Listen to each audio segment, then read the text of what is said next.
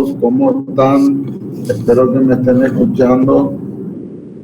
Quiero saber si me están ubicando, me escuchan bien o no. Buenas tardes, sí, te vemos y te escuchamos bien. Le voy a pedir un pequeño favor antes de iniciar las clases, si podemos probar si con las cámaras abriendo, si nos vemos por lo menos un instante, ¿sí? Siempre es importante vernos la cara antes de empezar. ¿Tienen disponible para abrir las cámaras? Me gustaría conocerles un poco. Espero que dentro de poco ya podamos estar presencialmente. Quería decirles, sí, le estoy viendo a algunos, todos son muy lindos.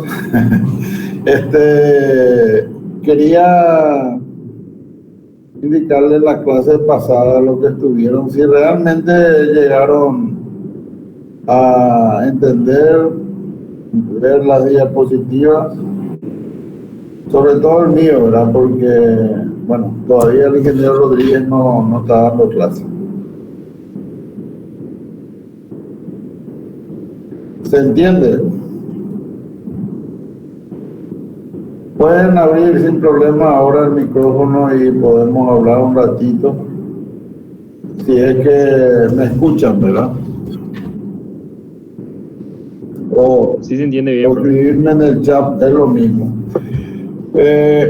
Quería explicarle nuevamente la metodología de las clases de día 1. Van a ser de que tenemos lo que se denominan en clases virtuales las actividades síncronas, que las actividades síncronas es aquella que está más fielmente asimilado a las clases presenciales, es decir, que estas videoconferencias serían las en donde podemos uno con otro hablar inclusive, y hacemos la presentación en vivo. Y la otra es la actividad asíncrona, en el cual nosotros ponemos materiales en el aula virtual de Classroom para que ustedes lo vayan leyendo. E incluso vamos a grabar videos cortos sobre algunos de los temas que desarrollamos. En ese caso vamos a dejarles que ustedes lean o miren el video y ya no se hace la actividad de videoconferencia. Entonces, en este caso sería asíncrona. Tiene alguna facilidad para ustedes porque pueden leer y ver o ver el video según el tiempo que dispongan después, no precisamente en horario de clase. En clase sí siempre vamos a dar las síncronas, que serían estos videos. Y obviamente también esto se alza después y se graba y se alza en el aula virtual de Classroom. Asimismo quería preguntarles si ya ustedes miraron el aula. Yo había ya alzado la grabación gracias a que Montserrat Benítez me autorizó porque ella grabó. Entonces, si ustedes miraron ya la grabación, sobre todo aquellas personas que no estuvieron en la clase pasada. Si está el ingeniero Fernando Rodríguez, que va a dar clase posteriormente, ¿verdad? Yo doy la primera parte de esta videoconferencia y luego ya el ingeniero Fernando Rodríguez va a entrar a desarrollar sus clases. Bueno, un poco eso es lo que quería saber, y además que a partir de esta clase voy a estar alzando unos cuestionarios que creo que ustedes ya lo conocen, en el cual vamos a hacer preguntas, voy a hacer preguntas sobre la clase. Y eso le voy a dar un tiempo para que lo respondan. Le voy a pedir a Lara López para que le ayude en eso. Y vamos a evaluar también esas respuestas. Algo anda donde digo, todavía no tenemos determinado el puntaje que le va a corresponder en el proceso, pero sí va a tener un puntaje. Bien, ¿Qué tal, ingeniero Fernando Rodríguez? Para saludarle y yo voy a empezar la clase ahora mismo. Sí, ¿qué tal? ¿Cómo están? Quería comunicarles que, bueno, hoy voy a empezar a dar lo que es los estudios de factibilidad de los proyectos viales. Contenido de un proyecto de factibilidad y eso ya está en Classroom.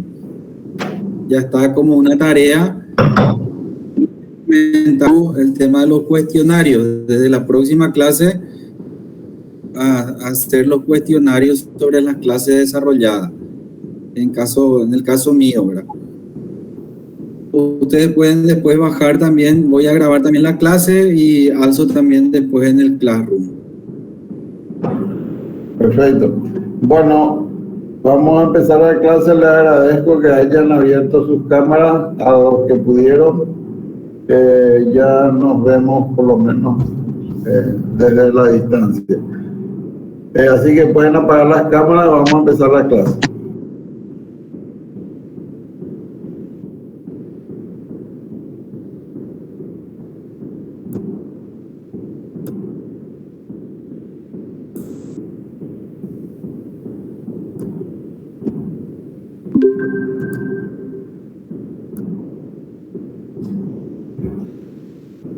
Bien, hoy vamos a desarrollar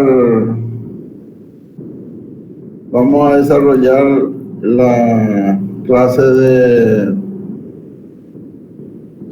un capítulo que corresponde de hablar un poco del usuario principal de las carreteras, que sería el vehículo que viene a ser el implemento que constituye el tráfico. No sé si están viendo la presentación, si por favor me retornan. Sí, se ve. Se ve. En modo presentación no, solamente la primera página, profe. En modo presentación no sale. ¿Y ahora? No, tampoco. No.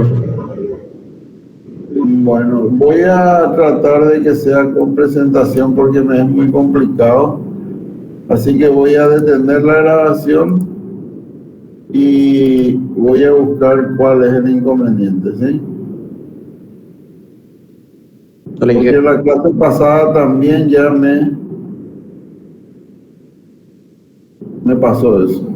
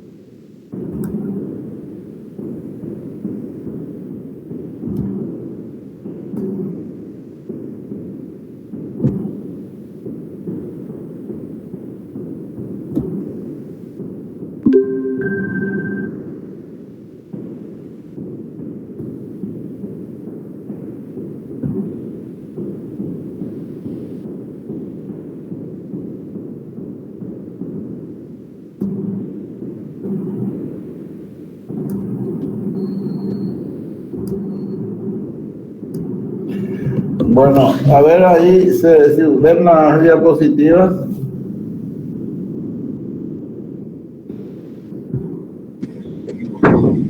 Se ve, Vemos. profe, no presentación otra vez. ¿No se ve la presentación? No. Bueno. Y bueno, voy a tener que continuar entonces de esa forma. Profe, ¿cómo vos compartís? Creo que ¿Cómo? tenés que compartir toda tu pantalla, porque viste que hay diferentes formas de compartir. Y ¿Sí? seguro vos estás compartiendo una ventana nomás. Y Sí. creo que si compartís toda tu pantalla, ahí sí al entrar a la presentación te va a funcionar. Perfecto, gracias. Ahora hago pantalla Dale, profe. completa. ¿Y ahí qué tal está?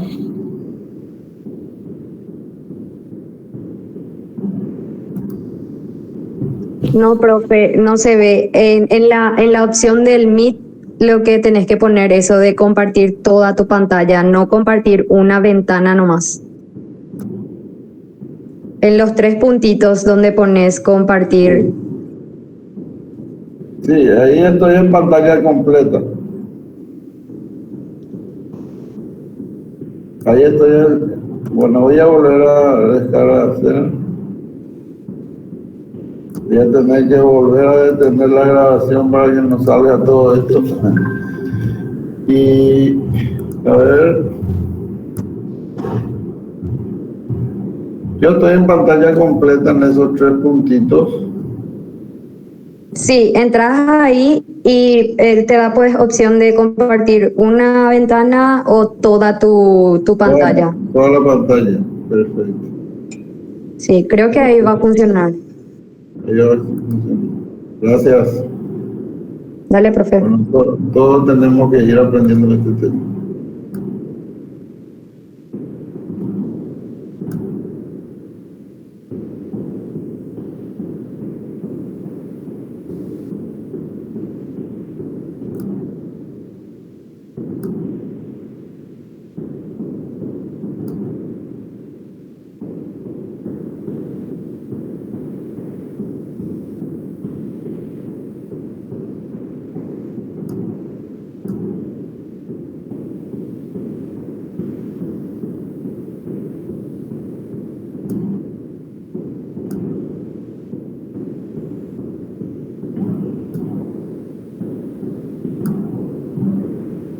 Y ahí, como ven,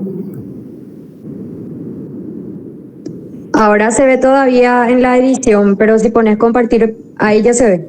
ahí ya se debe compartir. Ahí ya se ve toda la presentación. Bueno, muchísimas gracias.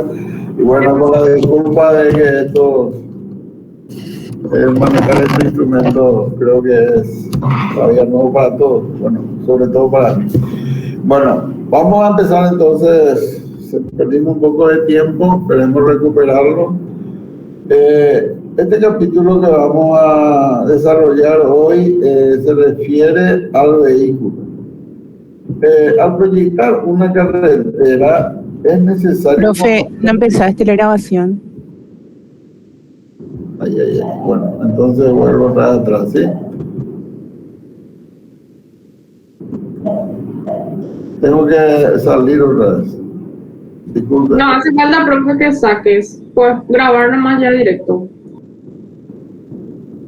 Y siempre que encuentre el... Ya, perfecto. Acá está. Bueno. Ahí sí.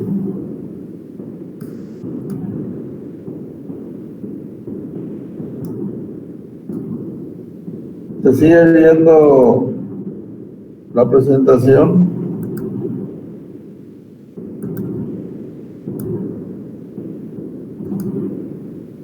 ¿Se sigue viendo la presentación? Se ve, profe.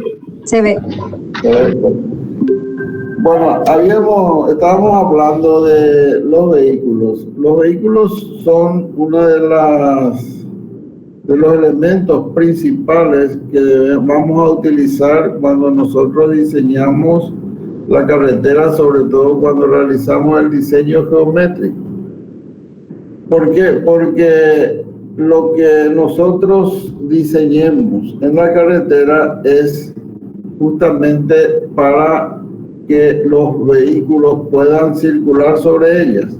Por lo tanto, nuestro diseño de carretera tiene que ir muy de la mano de los vehículos que circularán sobre ella. En ese sentido, es necesario analizar este elemento como un instrumento que va a utilizar la carretera. Pero también, como el vehículo no es, por lo menos hasta hoy, no existen los vehículos autónomos, tiene que tener un conductor. Entonces también nos interesa cuáles son las reacciones y las limitaciones que tiene el conductor del vehículo, o sea, el chofer. Entonces podemos decir de que los elementos geométricos de una carretera que de alguna forma nosotros debemos de dimensionar o definir son funciones de las dimensiones y características de los vehículos y en parte también de las reacciones del conductor. ¿Por qué decimos eso? Porque una carretera nosotros diseñaríamos en función al vehículo. No es lo mismo diseñar una carretera en el cual van a circular mayoritariamente vehículos grandes, vehículos articulados, etcétera, que diseñar una carretera o una calle urbana en el cual van a circular solamente automóviles o vehículos pequeños. Entonces son bastante, en primer lugar por las dimensiones, nosotros debemos de preparar la carretera para que se alojen esos tipos de vehículos, si son vehículos grandes o vehículos pequeños. Pero además es importante entender que el tráfico es un movimiento y ese movimiento se puede dar en forma rápida o en forma más lenta. Entonces eso también influye en la determinación de los elementos geométricos de la carretera. Es decir, si preparamos una carretera para un tráfico rápido o un tráfico un poco más lento. Entonces, de ahí es que existe esa dependencia entre los vehículos, el tráfico y el conductor, con todo lo que nosotros vamos a pasar a diseñar posteriormente en nuestra carretera. Para entender un poco, cuando uno analiza, cuando uno realiza el diseño de carreteras, tenemos dos elementos básicos a los cuales debemos de prestar mucha atención. En primer lugar, el vehículo, que ya lo acabamos de describir, el factor humano, que está representado principalmente por el conductor, pero también si nosotros vamos a diseñar carreteras en zonas, por ejemplo, urbanas o semiurbanas, el peatón es un elemento básico que también debemos de considerar en nuestro diseño.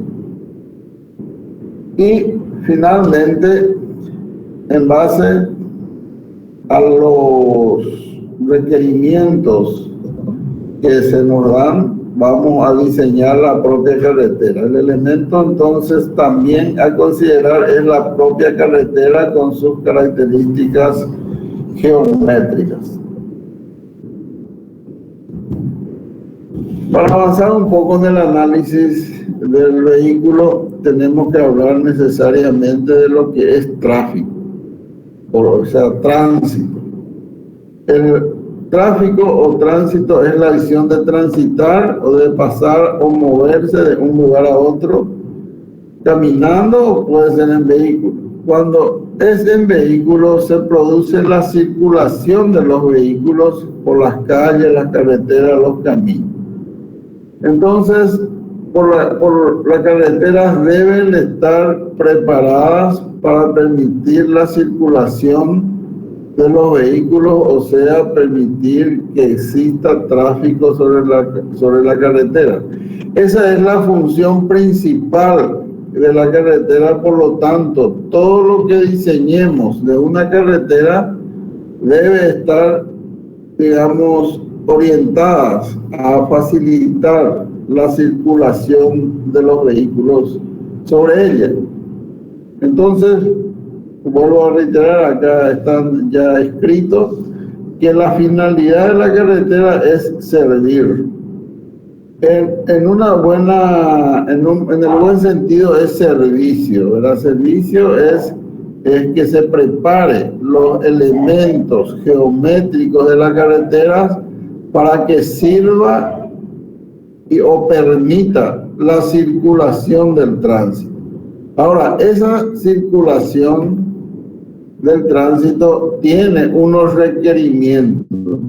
En primer lugar, como habíamos dicho en la clase pasada, debe ser segura. La circulación es segura, es decir, los elementos geométricos que nosotros podamos diseñar o dimensionar debe de permitir la seguridad. Es la primera condición y no se renuncia a esa condición. Todo el tramo de la carretera que nosotros diseñemos debe de permitir un tráfico seguro.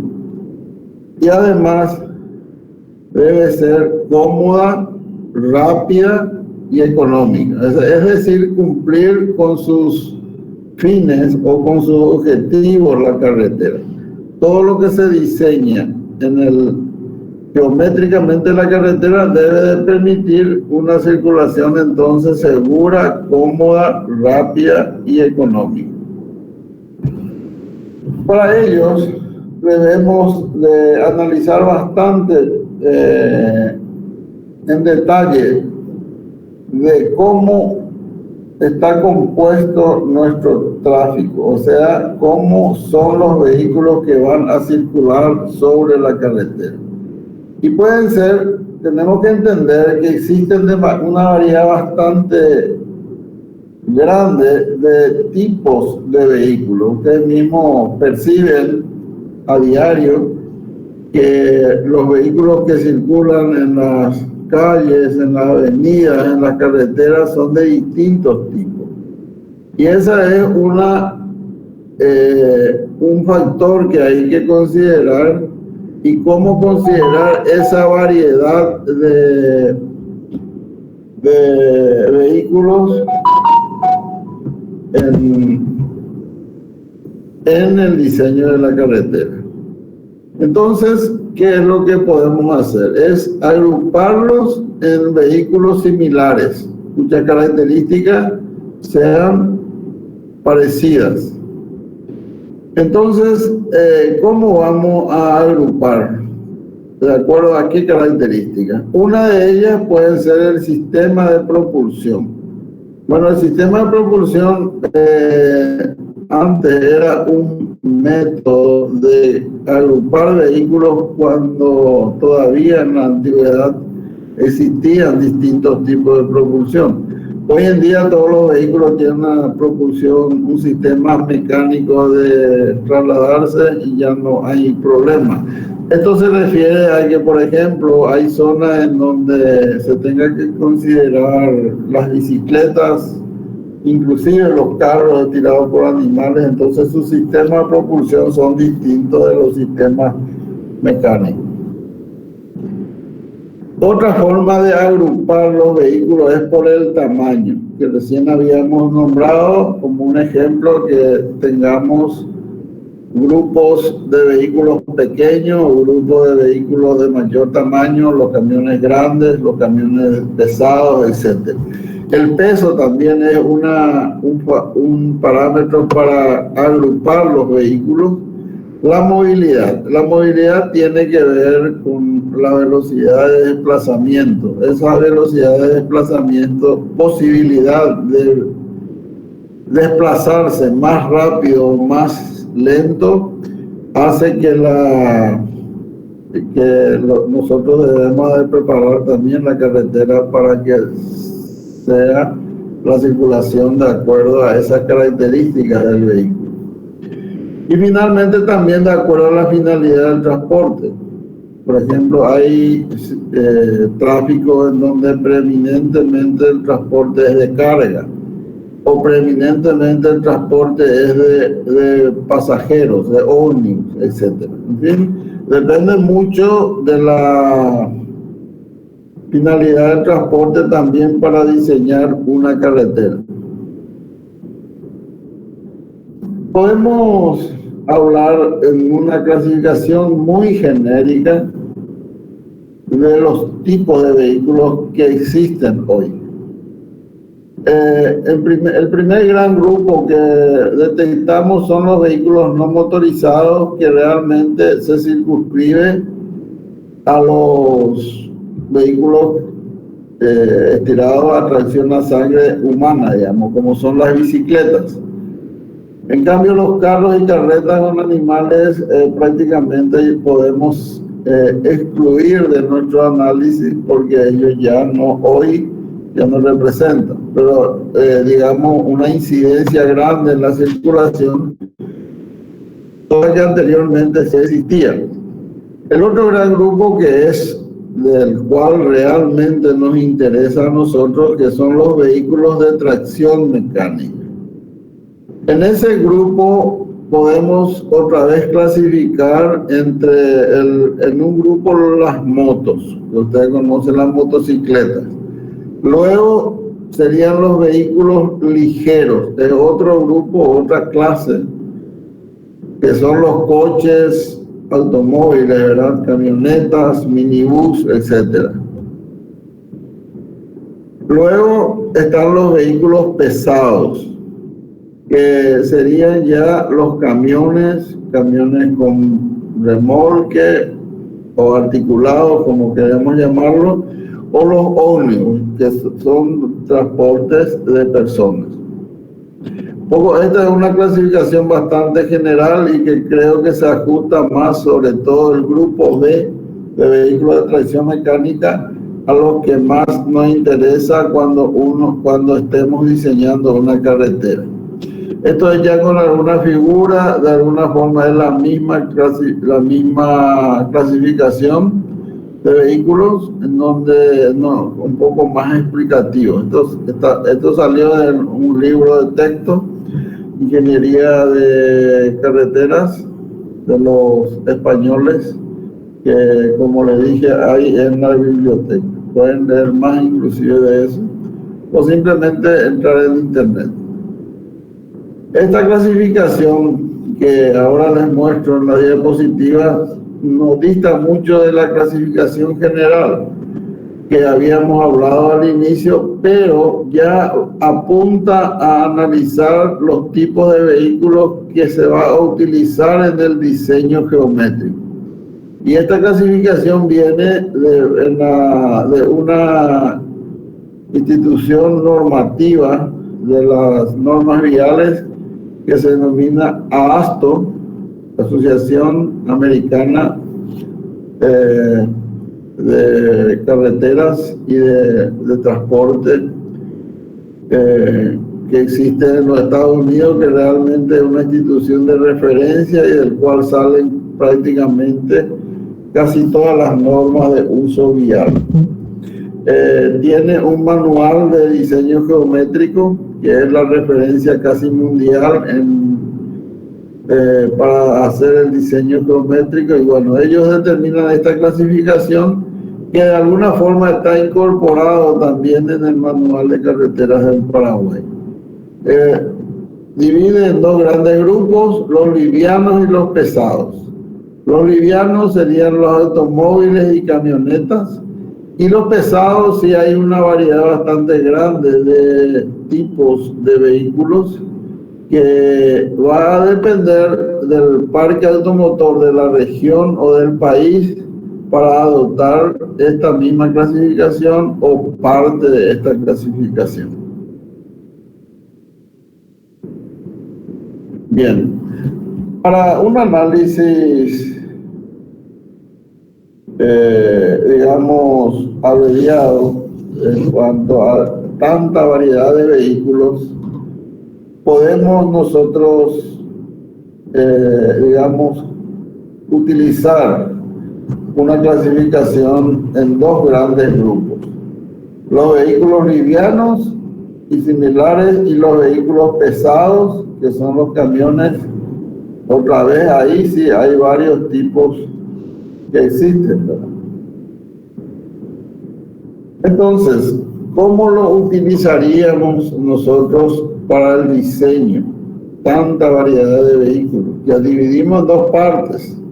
Ahí ya se redujo de una serie de tipos de vehículos a dos grandes grupos, livianos y pesados. Entonces, justamente debido a esa gran diversidad de las características de los vehículos, es más, yo diría que no solo una gran diversidad de las características actual, sino cada vez el parque, la industria automotriz va evolucionando y va, digamos, poniendo a consideración nuevos tipos de vehículos. Y realmente es un tema que nosotros los ingenieros viales debemos de resolver, porque no se puede evitar la evolución del parque automotriz. Sin embargo, nosotros debemos de construir carreteras, proyectar carreteras que se ajusten a esos nuevos tipos de vehículos. Entonces, un poco esa es digamos, el análisis que siempre debemos de considerar. Por ello es que ante una gran diversidad de características de vehículos para el proyecto de una carretera o de sus elementos auxiliares, es necesario elegir unos vehículos tipo o vehículos de diseño a la que se considera representativo del conjunto de los usuarios de la vía, o sea, del conjunto de los tipos de vehículos que circulan sobre la carretera. Entonces,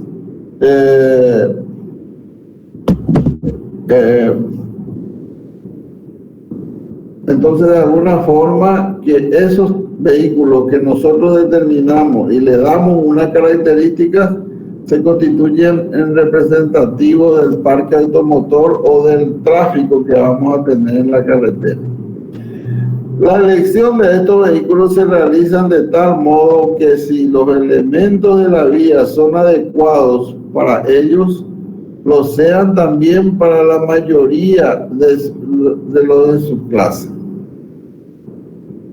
Habitualmente se elige como vehículos tipo o vehículos de diseño un automóvil, un camión pesado rígido, y un rígido porque no es articulado, justamente no es lo que le llamamos que lleva un remolque, porque esa tiene otra característica. Y justamente el tercer tipo es un vehículo articulado. Bien, definiendo lo que son los vehículos tipos, podemos decir de que actualmente en Paraguay se utiliza la clasificación de vehículos tipo que está dada por la AASTO, que ahí está la definición, American Association of State Highway and Transport. Bueno, resulta que, para explicarle un poco entre paréntesis, ¿qué es la AASTO? La AASTO es un instituto de investigación vial creado con fondos de todos los estados de Estados Unidos de Norteamérica, es decir, y esos fondos vienen de los departamentos de carreteras y de transporte de cada estado. Entonces se creó un gran instituto de investigación vial, del cual se derivan una serie de métodos, conceptos y normas en el de uso bastante frecuente y casi muy extendida en el sector vial, sobre todo en esta parte en esta región del mundo que es la América Latina.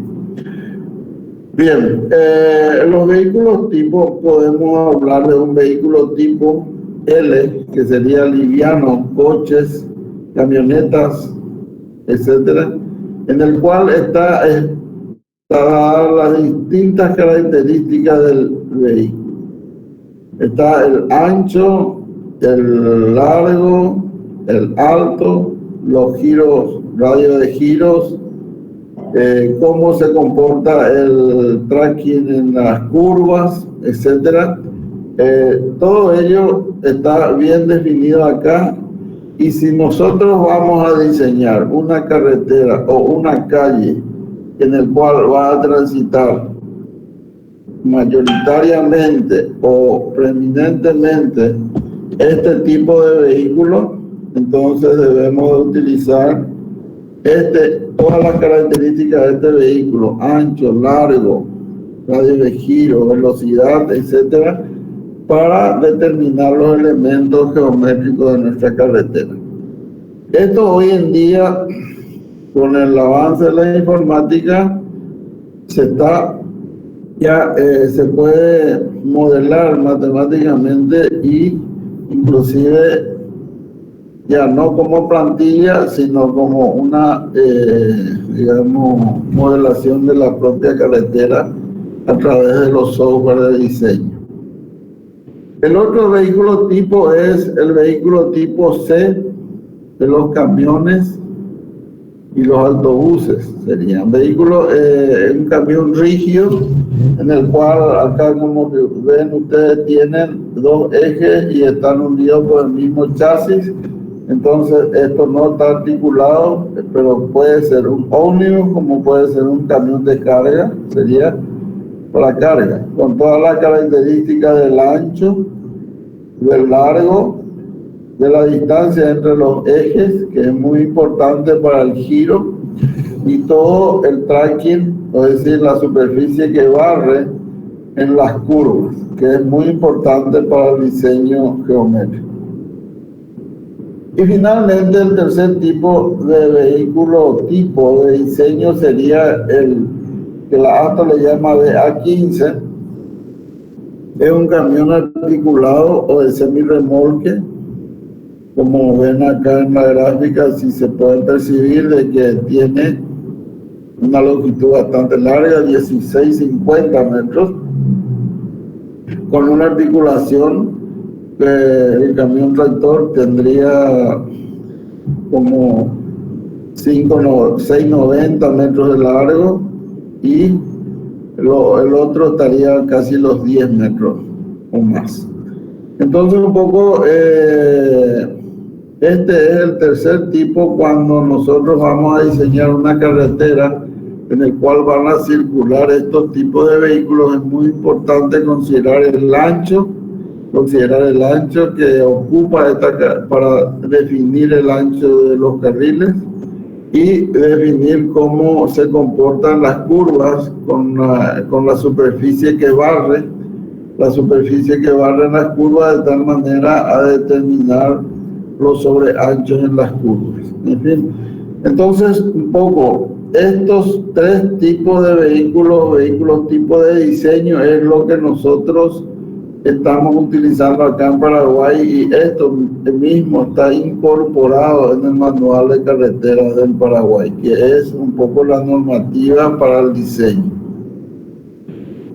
Bien, vamos a hacer un análisis de lo que estábamos de alguna forma ya diciendo desde el inicio, de la relación que existe entre el vehículo y el diseño geométrico, pero lo haríamos un poco más desmenuzado para entender mejor. Ya dijimos de que el tráfico influencia en el diseño de las carreteras, y son tres los aspectos que más influyen en el diseño de la carretera. En primer lugar, la velocidad que el vehículo puede desarrollar. Hay que entender que justamente cada vez están surgiendo vehículos más veloces. Entonces, la velocidad es un tema muy importante, porque debemos de diseñar los elementos geométricos que permitan que a la mayor velocidad posible la circulación sea segura, cómoda, económica, como les habíamos dicho. Otro factor que influencia en el diseño de las carreteras son las dimensiones de los vehículos. De hecho, ya estamos clasificando 3 tipos de vehículos de dimensiones distintas: los vehículos livianos, el vehículo rígido pesado y el vehículo articulado pesado. Tienen dimensiones son muy distintas. Y finalmente, el otro factor que influye en el diseño de las carreteras es el peso. El peso de los vehículos, obviamente considerando el peso de las cargas que llevan. Y esto sí, probablemente no lo vamos a ver, este factor no lo utilizaríamos en este semestre con día 1, debido a que nosotros vamos a desarrollar solo diseño geométrico, pero sí es importante el peso de los vehículos para el cálculo estructural de los pavimentos y de los puentes. Ustedes ya, para que sepan de que también el vehículo incide en la estructura, en el paquete estructural del pavimento y también en las dimensiones de los elementos estructurales de un puente. Bien, entonces, para resumir, podemos ver esta gráfica que las dimensiones y la operación de los vehículos es lo que determina la característica de la carretera, y en cambio los pesos sí se refiere más bien, está relacionado más bien a la estructura de la carretera. Bien, si vamos a ir hablando de cada una de las dimensiones, ¿cómo influencia? Podemos hablar del ancho. El ancho de los vehículos es el factor principal para determinar el ancho de los carriles de circulación. Bueno, un poco acá se adelanta un concepto geométrico que vamos a ir desarrollando más adelante, que el ancho de los carriles de circulación es la superficie o la faja sobre el cual circula el vehículo o circula el tránsito, se realiza la circulación. Entonces, cuando son carreteras de 2 carriles, de 2 pistas de dirección opuesta generalmente, entonces tenemos que la suma de los 2 carriles constituye la calzada, que es la superficie, la faja en el cual se realiza la circulación de los vehículos. El ancho de cada carril, entonces, depende del ancho de los vehículos. Es decir, depende de qué tipo de vehículos finalmente van a circular sobre nuestra carretera. Hasta hoy, el ancho máximo que tienen los vehículos que circulan en carretera es de 2,60 metros. Obviamente, un carril no puede tener exactamente 2,60 porque no va a ir, tiene que haber holguras a ambos lados, por lo que se llegan a anchos mínimos de carriles que posteriormente vamos a ver que las normas nos dan. En cambio, lo que podemos hablar hoy en esta parte es que los vehículos livianos son de ancho inferior. El ancho máximo generalmente lo tienen los vehículos grandes. Entonces, los vehículos grandes son los que manejan o los que afectan el ancho de un carril. Por ello es que ahí la frase dice que cuando vamos a diseñar una carretera en donde preeminentemente va a haber vehículos del tipo BA15, por ejemplo, entonces los vehículos livianos ahí no se consideran para el ancho, no controlan el diseño, solo los vehículos grandes. Luego tenemos la otra dimensión de los vehículos, que sería el largo. El largo de los vehículos pesados son los que debemos de considerar, porque una de las cuestiones que debemos de manejar en el diseño de carreteras es que cuando tenemos vehículos articulados o vehículos pesados rígidos, donde más afecta el largo son en los giros, es decir, en las curvas o en las intersecciones, que son los cruces de carretera, donde vamos a tener curvas importantes. Por ello es el análisis que más debemos de hacer en cuanto al largo, es el determinar la superficie de retranqueo, es decir, la superficie que barre un camión grande o articulado en una curva. ¿Para qué? Para definir el sobreancho que debemos darle al carril o a la calzada en esos puntos. Entonces, igual que el ancho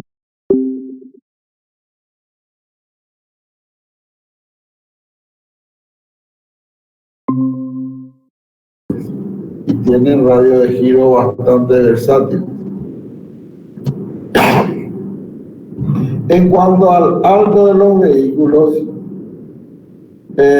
sí se da una cuestión importante, de que los vehículos livianos, debido a su baja altura, se encuentran en condiciones más desfavorables para la visibilidad. Y esto es muy importante. Con ello estamos dándole al vehículo liviano la, entre comillas, atribución de que sean los determinantes de que a través de la altura que tiene dicho vehículo se determine la distancia de visibilidad de parada, que es una de las distancias que representa la seguridad en la carretera y también de adelantamiento, que vamos a ver más adelante. Entonces, en cuanto al alto, es eso. Acá justamente en esta foto se indican cuáles son las alturas que uno debe considerar en el vehículo pequeño, en el vehículo liviano. O sea, en el automóvil está la altura del ojo del conductor, H1, sería una de las alturas fundamentales que debemos de analizar. Esto tiene que ver con el vehículo tipo. Y también la altura de los focos delanteros, que tiene que ver luego con, en las curvas verticales sobre todo, cómo se puede utilizar. Y una altura que también se considera es la altura de un posible obstáculo que se tiene, que se convenciona que sean 20 centímetros, y la altura de las luces traseras del automóvil, que está convencionado que sea 0,45. Otro factor del vehículo que influye en el diseño geométrico sería la relación peso-potencia. Se ha comprobado que un vehículo cargado y la capacidad de la potencia de su motor determina las características y los costos de operación de un vehículo en la carretera, sobre todo en los vehículos pesados. Se ha encontrado que la relación peso-potencia de los camiones están directamente relacionadas con la velocidad y el tiempo de recorrido en las carreteras. Es decir, un camión cargado y que tenga una cierta relación de peso-potencia generalmente es más lento y hace que afecte a la circulación. Por ello es que el análisis de vehículos pesados es muy importante en la circulación porque afecta fundamentalmente a la velocidad de la circulación y con ello afecta a lo que más adelante vamos a ver, lo que se denomina capacidad vial de la carretera. Es decir, la relación peso-potencia influye en el diseño de las pendientes y sus longitudes, porque el vehículo cargado es el que disminuye su velocidad en las pendientes, en las subidas. Entonces, en esos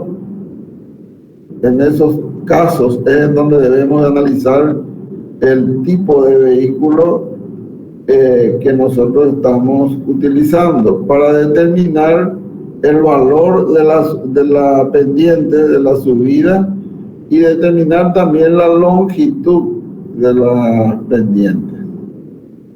Así también la relación peso-potencia, debido a que los camiones disminuyen la velocidad cuando están cargadas, tiene que ver con el número de carriles, sobre todo cuando van en una pendiente.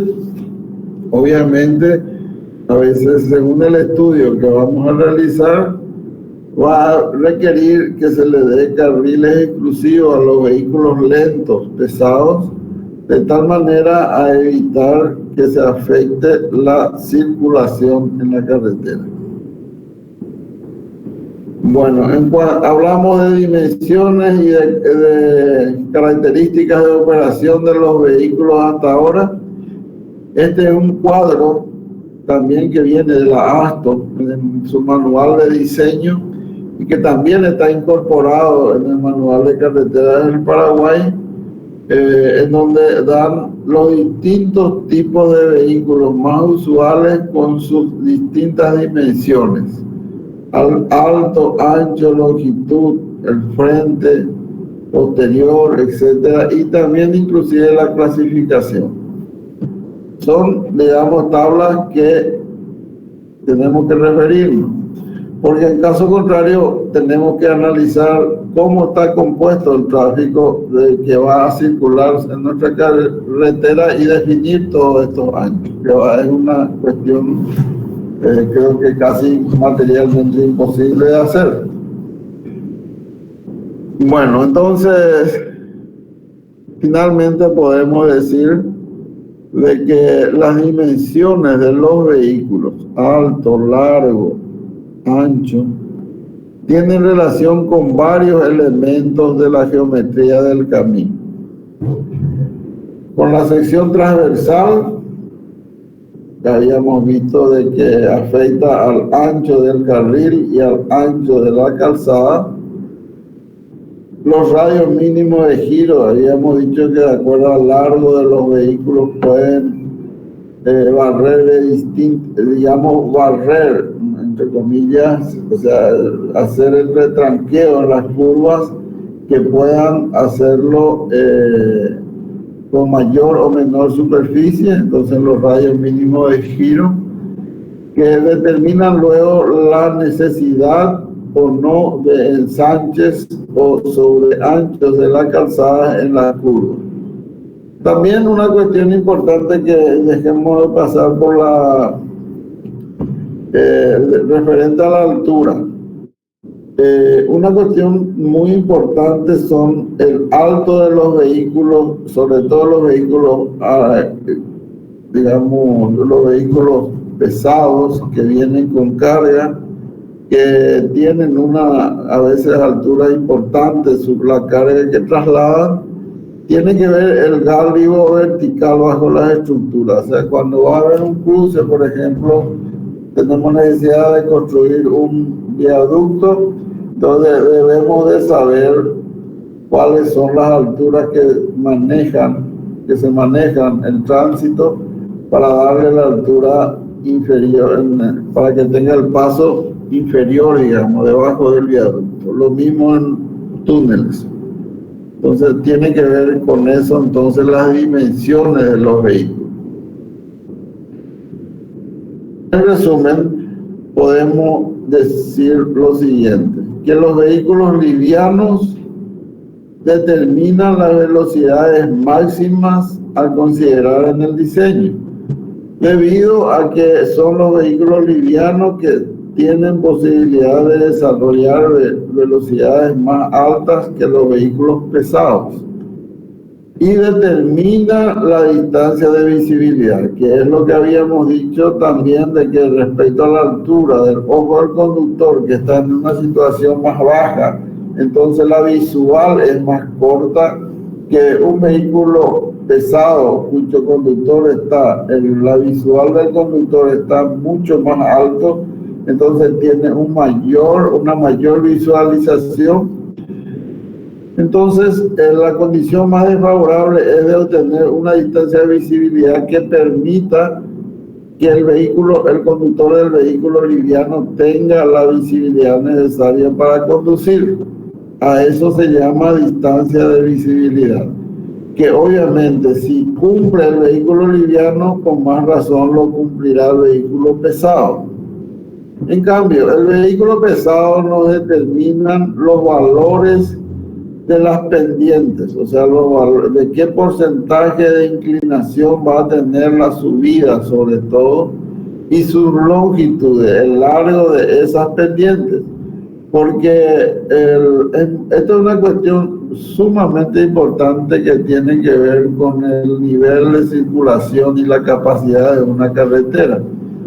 Se tiene que diseñar longitudes de pendientes tales que la disminución de la velocidad desde el inicio hasta que ascienda totalmente la subida, las pendientes, tengan unos valores dentro de un rango dado y establecido por las normas.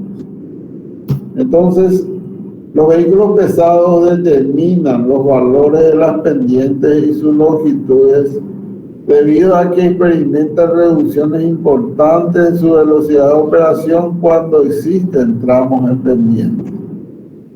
Bueno, un poco esto a grandes rasgos serían los análisis que, digamos, se hacen en cuanto al vehículo, que es el componente principal del tránsito y que, digamos, es un elemento en el diseño y debemos de considerar. Espero que me hayan seguido, no sé si llegaron a escuchar por lo menos bien y si la presentación se vio todo, se pudo visualizar. Y bueno, voy a esperar unos minutos, pueden abrir su micrófono para preguntar algo o directamente en el chat.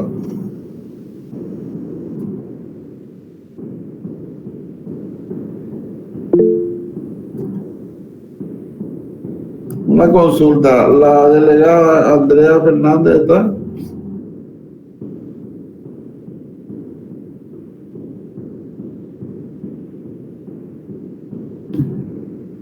Podemos saludarnos, Andrea.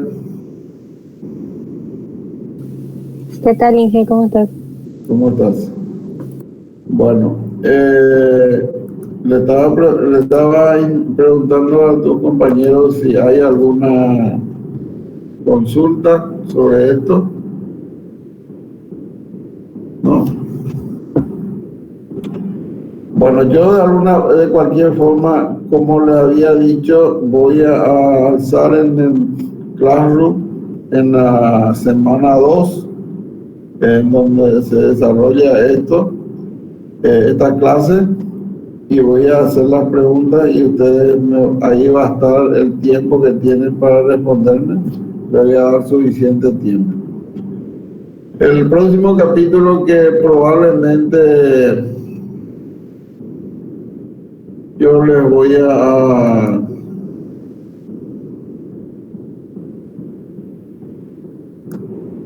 a desarrollar, pero creo que voy a hacerlo a través de manera sincrónica, a través de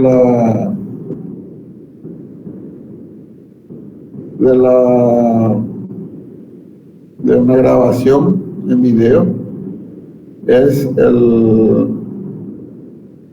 análisis del factor humano en la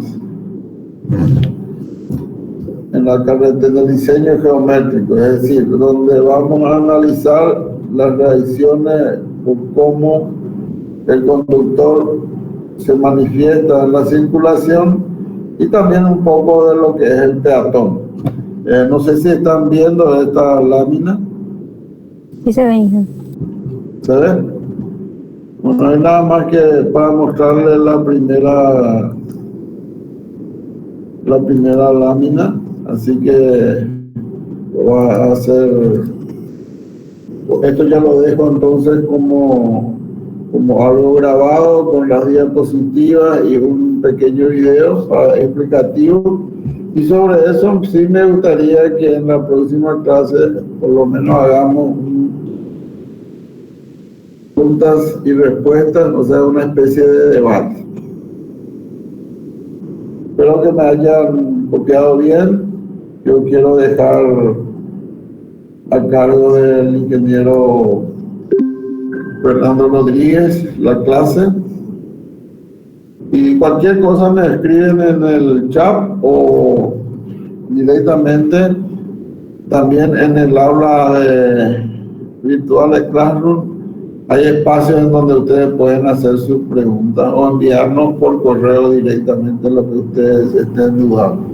Estamos a las órdenes para eso. Bueno, muchas gracias, y no sé si el ingeniero Fernando Rodríguez está listo para el inicio. Sí, me gustaría darles un tiempito para descansar un poco entre una clase y otra, y si les parece empezamos a las 6:15. Entonces tenemos unos 10 minutos para relajarnos un poco y después empezamos nuestra segunda hora de clases. ¿Qué les parece?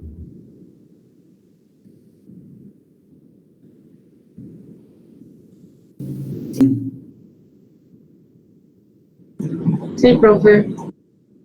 Perfecto. Bueno, hoy vamos a empezar un poco cuáles son los estudios que se requiere para empezar un proyecto vial.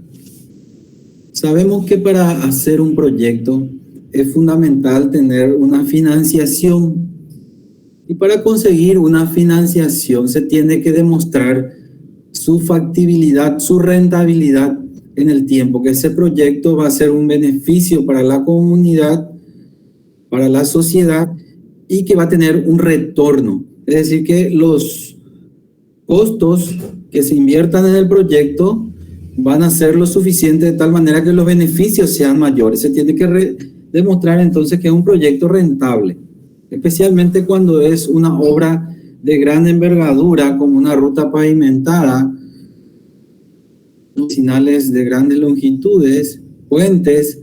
Necesita esa rentabilidad.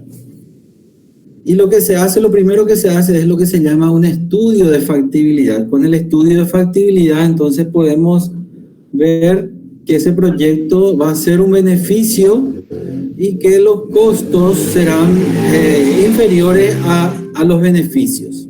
Eso es lo que hoy vamos a ver. Entonces voy a preparar la presentación y ahí vamos a empezar.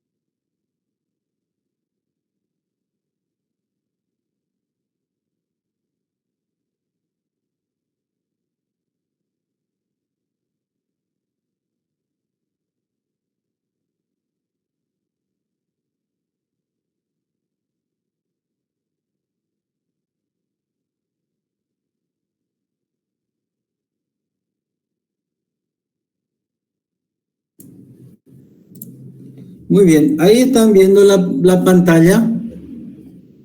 Sí, profe. Muy bien. Esta es la historia de un proyecto que actualmente ya se está ejecutando. Es la ruta Desvío Alberdi-Pilar. Inicialmente, esto empezó haciendo un estudio de ingeniería que comprende un estudio de factibilidad como primera parte y después, posteriormente, el proyecto en sí, pero de un camino vecinal. Inicialmente se pretendía, de acuerdo al tránsito existente, la factibilidad daba para hacer un tratamiento superficial o un empedrado. Eso es lo que daba la factibilidad. Hacer una carpeta asfáltica no era rentable en ese momento. El tema fue que pasado el tiempo se instalaron puertos privados en la ciudad de Pilar que hicieron que el volumen de carga de transporte fluvial aumentara, y ese transporte fluvial tiene su tiempo donde el tiempo de sequía, digamos, no puede llegar hasta Asunción, entonces las cargas bajan en Pilar y de ahí a través de camiones transportadores de contenedores van hasta los centros de producción y consumo que son Asunción, Ciudad del Este, Encarnación. Entonces ahí se fue incrementando ese nivel de tránsito y se volvió a analizar la factibilidad, y ahí sí se determinó que había que hacer ya un pavimento de todo tiempo y de características superiores, que como es una carpeta asfáltica de 7 centímetros de espesor, de un ancho de calzada de 7, 2,5 de banquina. Y eso es lo que se está ejecutando. Pero en este trabajo que vamos a ver, que es un informe final de un estudio de factibilidad, demuestra todas las etapas que tiene un estudio de factibilidad. Vamos a empezar, este documento ya está alzado, vamos a empezar a ver qué es lo que debe contener un estudio de factibilidad, entonces viendo el índice, y después vamos a hacer un resumen ejecutivo, vamos a mirar el resumen ejecutivo para ver el alcance del estudio de factibilidad. Pero el documento completo está ahí. Bueno, entonces pasamos a mirar qué es lo que tiene que tener un estudio de factibilidad. Un estudio de factibilidad es la conjunción de estudios socioeconómicos, estudios de tránsitos, ingeniería de proyecto, estudios ambientales y estudios de costo, que determinan que un proyecto es rentable en el tiempo, que va a producir beneficios para toda su área de influencia. Entonces, vamos a ver qué es lo que tiene que tener primero en líneas generales. Tiene que tener un estudio socioeconómico, tiene que tener estudios de tránsito, tienen que tener alternativas de localización y tecnológicas, diferentes alternativas de traza por dónde va a ir el proyecto y alternativas tecnológicas, diferentes alternativas de tipos de pavimento o de estructura. La ingeniería de proyecto se refiere ya a los estudios hidrológicos, estudios de suelo, de las diferentes trazas, las alternativas, y eso se hace una evaluación económica. Entonces, estamos viendo que tiene que tener estudios socioeconómicos, estudios de tránsito, alternativas de localización y tecnológicas, ingeniería de proyecto, evaluación económica, que determinan los costos y los beneficios, estudios socioambientales. Eso es lo que tiene que tener entonces un estudio de factibilidad. Todos estos estudios, con esto se determina cuál es la alternativa más rentable. Entonces pasemos a analizar en forma general qué es lo que tiene un estudio socioeconómico. Se hace entonces estudios demográficos, economía nacional y regional, si es una zona agrícola, ganadera, cuál es la cantidad de producción de la zona y cuántos camiones por día implica esa producción, por ejemplo, ¿verdad? Que eso nos va a definir el tránsito, la descripción del área de influencia, en este caso en particular la descripción de las características del departamento de Ñeembucú, que son fundamentales para la ejecución de una ruta. Sabemos que gran parte del departamento de Ñeembucú está formado por áreas de esteros, por lo tanto la construcción en áreas de estero implica técnicas especiales, como ser, por ejemplo, la técnica del terraplén sobre el agua o la técnica del refulado, que son técnicas de construcción en lugares húmedos. También esto implica que nuestra infraestructura vial va a tener varios puentes y alcantarillas que le llamamos obras de arte, le llamamos a los puentes y a las grandes alcantarillas, y también muchas obras de drenaje, que son las alcantarillas, las cunetas laterales, que van a tener que tener debido a las características de la zona. Entonces es muy importante saber entonces a qué se dedica la población, cuáles son los centros de producción de esa zona y hacia dónde se lleva. Los estudios de tránsito implica conocer el tránsito actual, hacer estudios de conteo volumétrico, la cantidad de vehículos que pasa en ciertos sectores característicos de la futura ruta, determinar lo que se llama el tránsito medio anual, y con eso se hace la proyección del tránsito a futuro. Se hace también lo que se llaman las encuestas de origen y destinos. Con las encuestas de origen y destino vamos a determinar los tránsitos inducidos, los tránsitos derivados y los tránsitos generados con esta nueva ruta. También se hace una proyección del tránsito, teniendo en cuenta el crecimiento poblacional en el tiempo que sale de los censos. Se puede determinar, por ejemplo, cómo va a crecer el tránsito. Y eso se determina el tránsito futuro para el área de proyecto, es decir, para la vida útil de nuestro proyecto. Sí, generalmente un proyecto vamos a dimensionar a 10 años y después a 20 años, entonces tenemos que definir para la cantidad de vehículos que va a pasar acumulado a 10 años, cuál va a ser el paquete estructural que vamos a determinar. Entonces el tránsito es uno de los estudios fundamentales. El primer estudio es el socioeconómico, el segundo estudio es el estudio de tránsito. Las alternativas de localización y tecnológicas se refieren a las diferentes alternativas de trazado que puede tener el proyecto. Puede tener diferentes trayectorias. La trayectoria del trazado va a depender más bien de la zona, de la topografía, de la hidrología, de los lugares por donde pasa la ruta o por donde el área de influencia. Y las alternativas tecnológicas tienen que ver también con los recursos. Cuando existen recursos disponibles cerca en la zona, va a tener un costo inferior. Por ejemplo, las canteras de piedra. Si tenemos canteras de piedra, siempre va a ser importante hacer con un material que tenga mayor estabilidad, como son las piedras.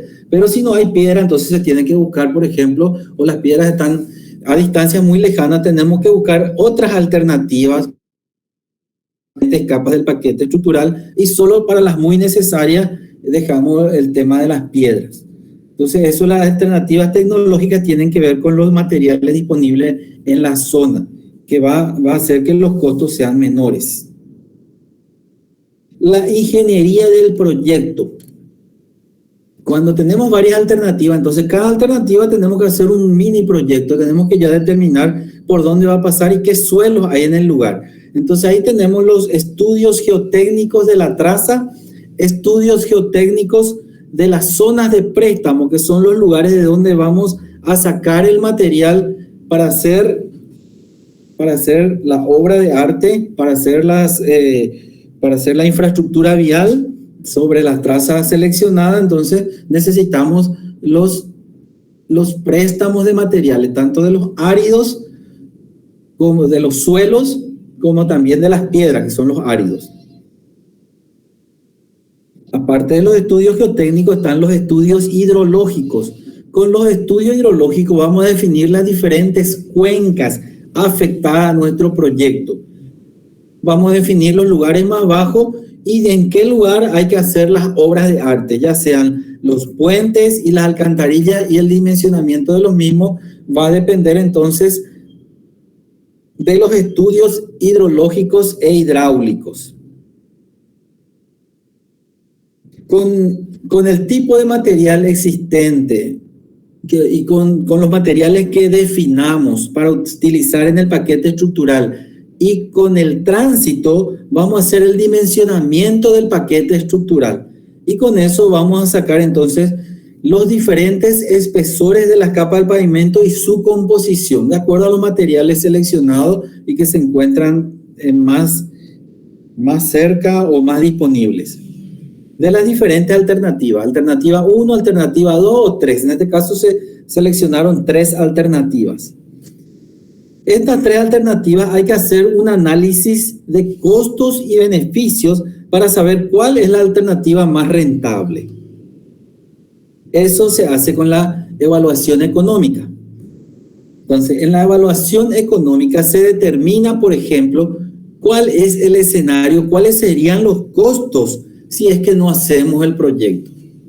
Si tenemos un camino no pavimentado en el cual se transita permanentemente, debido a que el camino no está pavimentado, vamos a tener clausura de rutas. Cada vez que llueve, grandes lluvias, no se va a poder transitar. Ese no poder transitar implica pérdidas en la producción. Entonces tenemos costos de mantenimiento y tenemos costos que se les trasladan a los usuarios de las carreteras. Cuando hacemos un camino de todo tiempo, tenemos un costo de construcción y de mantenimiento, pero tenemos más beneficios a los usuarios. Tenemos lo que se llama el ahorro en tiempo de viaje. Tenemos lo que se llama el ahorro en costo operativo de los vehículos. El mantenimiento de los vehículos es menos, el costo de operación de los vehículos es menos, el tiempo de viaje de los vehículos es menos, y por la cantidad de vehículos eso se traduce en beneficio para toda el área de influencia. Entonces ahí ya hay una comparación de los costos de mantenimiento de un camino sin proyecto, un camino de tierra, y los costos de un camino con un proyecto vial de todo tiempo.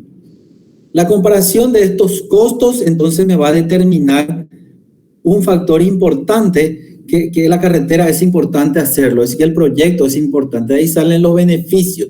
Entonces los beneficios de un proyecto vial, para que quede bien claro, los beneficios son los ahorros que se obtienen de los costos operativos de los vehículos y de los costos de tiempo de viaje. Esos son los beneficios que más se pueden cuantificar, más fácil de cuantificar.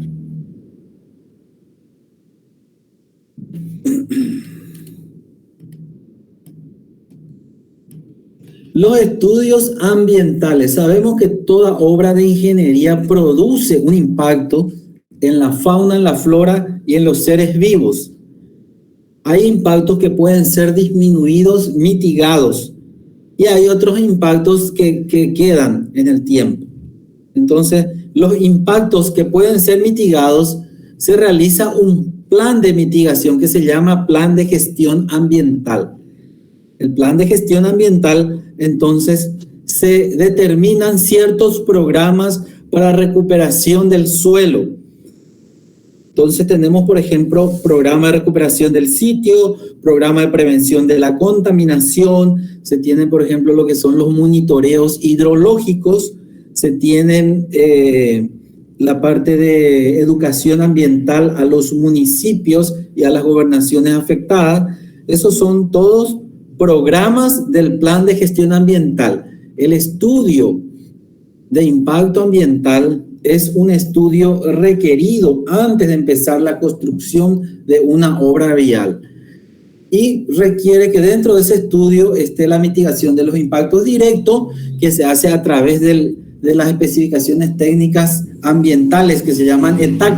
Durante la construcción de la obra ya hay una mitigación de impactos directos, y durante la ejecución también se puede implementar los impactos indirectos. ¿Cómo mitigar los impactos indirectos? A través del PGA, el Plan de Gestión Ambiental que estuvimos viendo.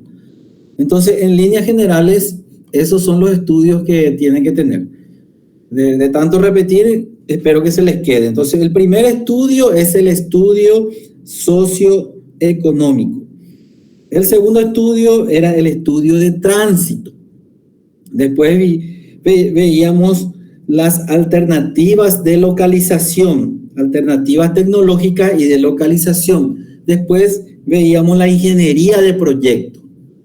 Después de eso, de la ingeniería de proyecto, la evaluación económica de las diferentes alternativas seleccionadas.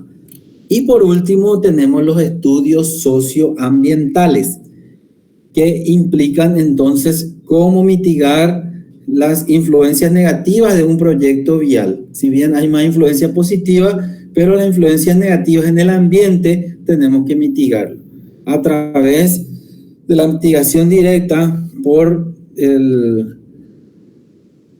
que son las especificaciones técnicas ambientales y a través del plan de gestión ambiental. Entonces, viendo más o menos lo que contiene un estudio de factibilidad, ahora pasamos a ver un pequeño resumen ejecutivo de este tramo vial Villafranca, acceso a San Juan de Ñembucú.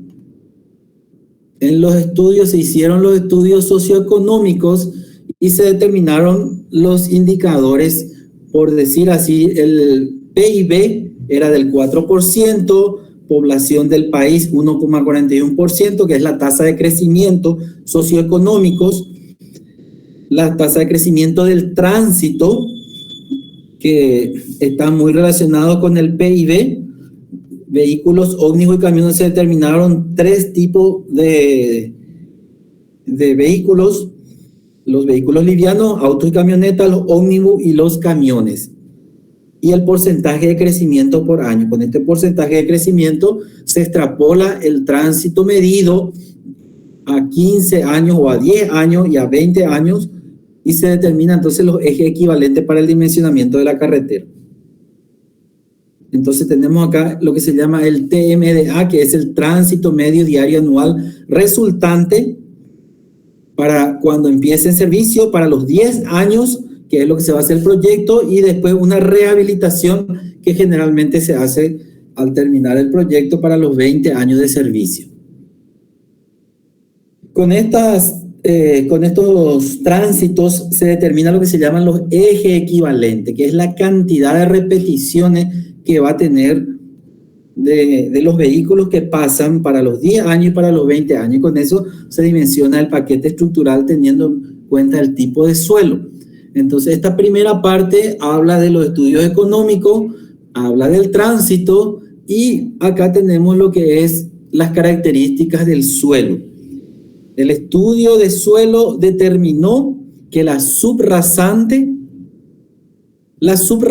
sería como la obra básica, es el suelo natural o el suelo ya mejorado en la última capa del suelo que existe en el lugar. A eso se le llamamos subrasante, es la obra básica, el terraplén compactado con la última capa ya mejorada se le llama muchas veces subrasante.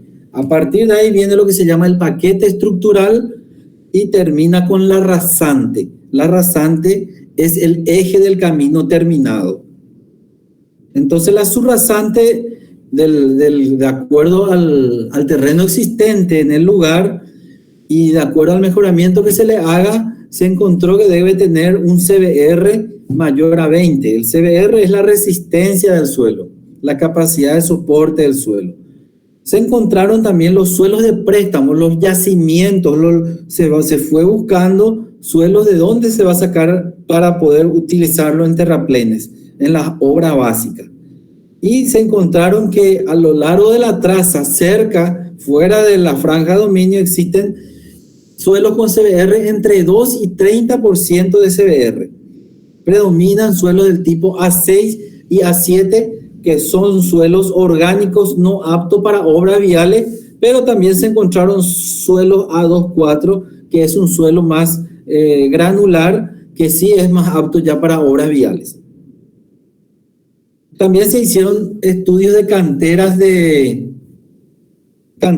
piedra. Se ubicó una cantera al sur, cerca de la ciudad de San Juan Bautista, y también a 2 kilómetros de la ruta Cuarta Vieja, que son canteras de roca basáltica que son aptas, digamos, para utilizar en la obra vial. Entonces eso salió de los estudios geotécnicos.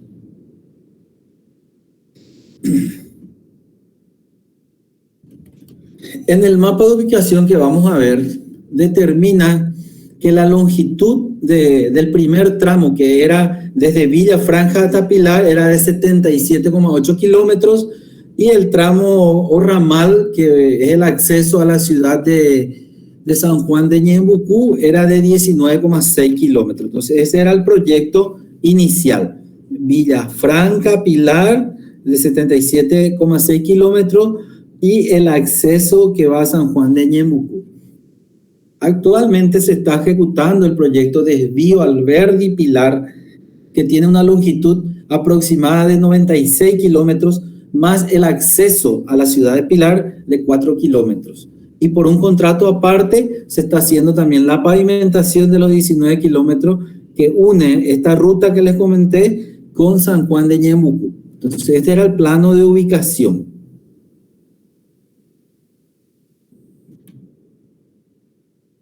Bueno, les dije que qué es lo que pasa. En la ciudad, en el departamento de Ñembucú, vemos que este camino va muy paralelo al río y también presenta una característica que en estos lugares el curso de agua, cuando tenemos tiempo de crecida, se desarrolla en forma laminar. ¿Qué significa eso? Cuando hay un desborde del río se inunda en forma de lámina, inunda grandes extensiones. Por lo tanto, esta es una zona netamente baja y el camino existente ya estaba ubicado sobre los lugares más altos. Entonces, en ciertos sectores nomás se hicieron rectificación de este camino, y uno de los sectores es justamente acá, en donde cruza el río Tebicuari. Acá ustedes pueden ver que ahí es la zona que cruza el río Tebicuari. Les hablo de este proyecto porque es un proyecto que en su momento con el ingeniero Florentín estuvimos llevando adelante y se transformó de un proyecto de caminos vecinales que habíamos recibido y se transformó a una obra de primera categoría con pavimento asfáltico y con el puente más largo de Ñembucú. Actualmente se está construyendo un puente de 1.170 kilómetros. Y esa gestión en su momento lo hizo el ingeniero Florentín, de poder hacer esa construcción de puente.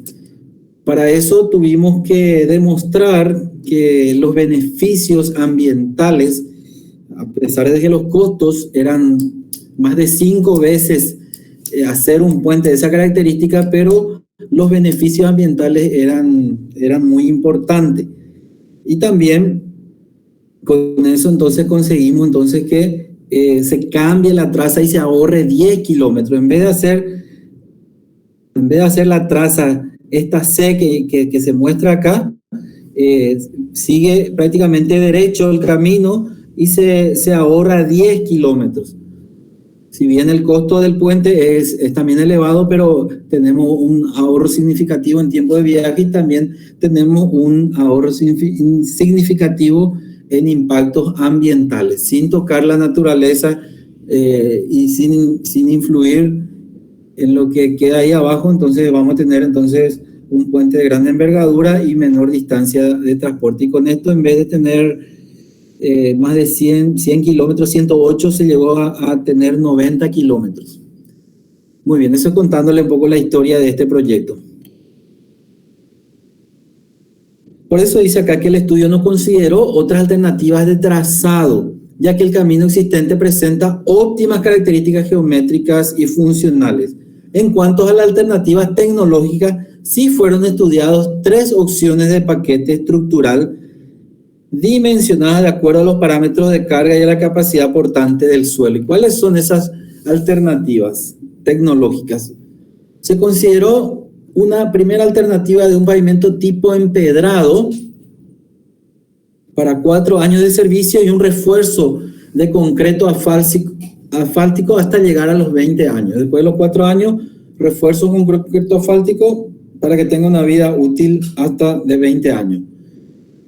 Una segunda alternativa de tratamiento superficial triple con un espesor de 2,5, base de suelo piedra de 15, subbase de suelo cemento de espesor 15 centímetros para un tiempo de vida útil de 10 años y un refuerzo con concreto asfáltico para llegar después a los 20 años. Y una tercera alternativa que es un concreto asfáltico de 3 centímetros de espesor, base de suelo piedra de 15, subbase de suelo cemento de 15 para 20 años. Entonces, estas 3 alternativas se analizaron desde el punto de vista económico y de los beneficios para saber cuál era más rentable.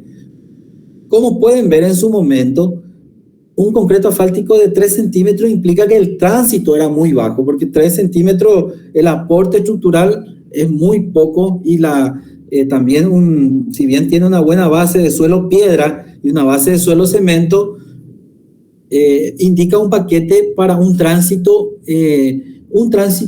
liviano, un tránsito con no muchos ejes equivalentes. Pero después esto cambió. Al ubicarse un puerto privado en Pilar, esto se triplicó la cantidad de tránsito y eso ya dio otro tipo de estudio y otro tipo de paquete estructural. Ahora se está ejecutando una carpeta asfáltica de 7 centímetros, una base de suelo piedra de 15 centímetros, una subbase de suelo mejorado de otros 15 centímetros y una subrasante mejorada de 10 centímetros. Entonces, otro paquete del que se está ejecutando actualmente. Bueno, haciendo los estudios de los indicadores financieros, el TIR, el BAM, el beneficio sobre costo, podemos observar en esta tabla que la alternativa con tratamiento superficial triple es la que resulta más beneficioso. Tiene mayor TIR y tiene mayor BAM. La tasa interna de retorno es del 17,1%. El valor actualizado neto, que es el beneficio menos el costo año por año hasta el tiempo de vida útil, y ese valor se trae al presente. El valor actualizado neto son los beneficios menos costo de los años futuros traídos a valor presente. Y si la sumatoria de los beneficios menos los costos sale positivo, significa que hay mayor beneficio que los costos. Y acá el único que trae van positivo es la alternativa de tratamiento superficial con las características de tránsito en su momento. Ese era el tramo Villafranca-Pilar de 77 kilómetros. En base a los estudios y análisis de alternativas, entonces se determinó que esa era la alternativa más rentable. Y el tramo de acceso a San Juan de Ñembucú, que es una población que dista 19 kilómetros de esta traza, que es una población pequeña, no amerita hacer ningún tratamiento superficial ni concreto asfáltico, no es rentable por la cantidad de vehículos que entran en esa ciudad. Entonces, la alternativa mejor ranqueada en el BAM y en el TIR era el empedrado para esa situación en ese momento. Entonces, ¿qué es lo que pasa? Con estos dos cuadros se determina cómo se va a hacer el proyecto. Se va a hacer el proyecto sobre una determinada traza y se va a hacer el proyecto con el tramo Villafranca-Pilar con un tratamiento superficial triple con refuerzo al cuarto año y el acceso a la ciudad de San Juan de Ñembucú con un empedrado. Entonces, ahí termina el estudio de factibilidad, definiendo la alternativa más rentable, y a partir de ahí empieza el estudio del proyecto sobre la traza seleccionado y con la alternativa tecnológica que sale más rentable. Ahí termina lo que se llama entonces el estudio de factibilidad. ¿Hay alguna consulta sobre lo que le estoy mostrando?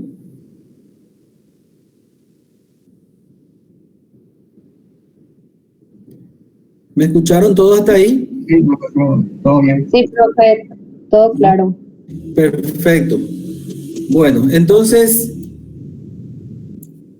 resumiendo y una vez más, pues yo siempre digo que en la clase tenemos que ir aprendiendo ya. Los estudios de factibilidad implican hacer estudios socioeconómicos, estudios de tránsito, alternativas de localización y tecnológicas, ingeniería de proyecto, evaluación económica y estudios socioambientales. Con todos estos estudios se determina cuál es la alternativa de localización y tecnológica más rentable y se pasa a hacer el estudio de proyecto. Los estudios de factibilidad son una primera etapa para conseguir la financiación externa. El Ministerio de Obras Públicas generalmente licita un estudio de ingeniería que implica las dos partes, estudio de factibilidad y el proyecto. Pero haciendo el estudio de factibilidad ya nos habilita para iniciar la gestión de obtener el código SNIP. El código SNIP es un código que la Secretaría Técnica de Planificación le da a los proyectos que son rentables, que va a producir un beneficio al país. Con ese código SNIP se gestiona tanto el financiamiento externo como el financiamiento a través de fondo local, recursos propios del Tesoro. Entonces, y con eso se consigue después hacer la licitación para la obra y para la fiscalización. Es muy importante, entonces, es lo que se llama el estudio de factibilidad. Bueno, eso es lo que hoy les quería mostrar sobre lo que es los estudios de factibilidad. Si tienen alguna consulta, entonces me pueden hacer. Estoy abierto a responder a las preguntas que les parezca. ¿Se entendió? Si es que no entienden algo, me preguntan.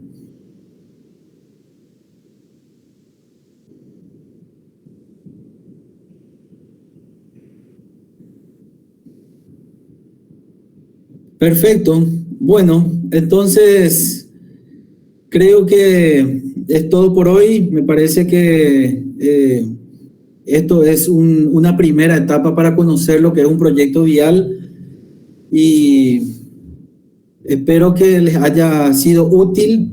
Siempre yo quiero mostrarles cosas concretas, qué es lo que damos en el trabajo, qué es lo que estamos haciendo. Ahora yo estoy trabajando ya más de 15 años en el Ministerio de Obras Públicas en lo que son proyectos y fiscalización de obras viales, supervisión de obras viales, ya que a través del Ministerio lo que se hace es la supervisión y también de vez en cuando la fiscalización.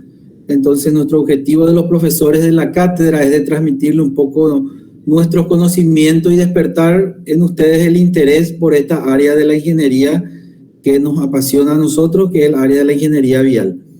Y bueno, muchas gracias por su atención y la grabación de la clase estaré alzando en breve. Les voy a agradecer y vamos a estar compartiendo cualquier consulta. Profe, sí, le escucho. Hay consultas en el chat. Ah, bueno, voy a mirar un poco.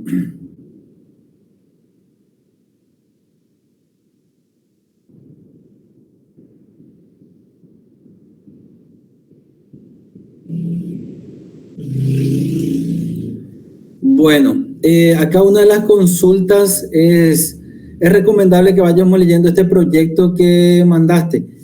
Lo que acá es importante es qué debe contener un estudio de factibilidad. Las cosas que yo repito varias veces es lo que ustedes tienen que anotar. Un estudio de factibilidad debe contener estudio socioeconómico, estudio de tránsito, ingeniería de proyectos, alternativas de localización, estudios ambientales. Eso es lo que tienen que saber. Y otra vez, dentro de eso hay algunas cosas particulares. Por ejemplo, estuvimos viendo las alternativas de localización y cómo se define ¿Cómo se define que un proyecto es rentable? Se define con los indicadores económicos, con el TIR, con el BAM. Todo lo que yo estoy desarrollando, que es la parte del contenido de un proyecto vial y el resumen ejecutivo que estuvimos viendo, eso es lo que ustedes tienen que saber. Ahora, el detalle de cómo se realizó el proyecto no es necesario. Sí saber que es un componente de los estudios de factibilidad. Después dice, profe, ¿quién establece los componentes de un estudio de factibilidad? ¿El ministerio o cada empresa? El ministerio determina lo que se llama unos términos de referencia para hacer el estudio. Se le dice a la empresa, por ejemplo, debe tener como mínimo 3 alternativas de localización. La empresa selecciona y demuestra cuáles son esas alternativas. El ministerio le dice, debe indicar la ubicación de las canteras de préstamo y de los lugares de yacimiento. Entonces la empresa tiene que hacer el trabajo. Unos parámetros mínimos lo define el ministerio, pero es la empresa consultora la que hace el proyecto, la que hace el dimensionamiento del paquete estructural de acuerdo a los materiales disponibles, el dimensionamiento de la alcantarilla y de los puentes en la etapa del proyecto, es la empresa la que hace. Se hace entonces unos parámetros mínimos, se define. Por ejemplo, si va a ser un camino vecinal, tiene un ancho de franja de dominio de 20 a 30 metros. Si va a ser una ruta nacional, de 50. Pero los parámetros técnicos los debe definir el consultor que hace el estudio de factibilidad y después generalmente el proyecto. Bueno, otra pregunta, dice, profe, aquí hay un compañero que pregunta si es siempre son así de extensos los proyectos o son más cortos para caminos vecinales. No, el parámetro nomás lo que varía, debe ser así extenso porque entran muchos factores como estábamos viendo. El parámetro digamos, de longitud, de ancho de franja, por ejemplo, si un camino vecinal, voy a hacer un puente para un tiempo de recurrencia de 50 años. ¿Qué significa eso? Que mi puente va a tener capacidad de aguantar las lluvias que vienen de aquí a 50 años. Si bien ahora tenemos periodos excepcionales de que son lluvias extraordinarias que no se registraron en mucho tiempo.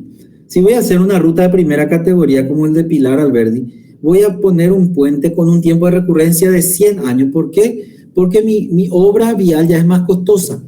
Entonces, el estudio de factibilidad hay que hacer todos los estudios, sea camino vecinal o sea una ruta de primera categoría.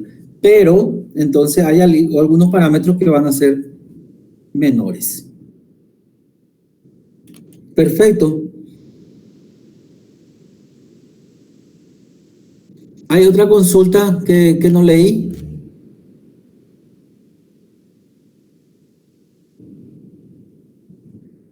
Cualquier cosa me pueden preguntar en la otra clase o estoy a disposición para cualquier consulta. Bueno, si les quedó todo claro, entonces terminamos nuestra clase de hoy. Le agradezco.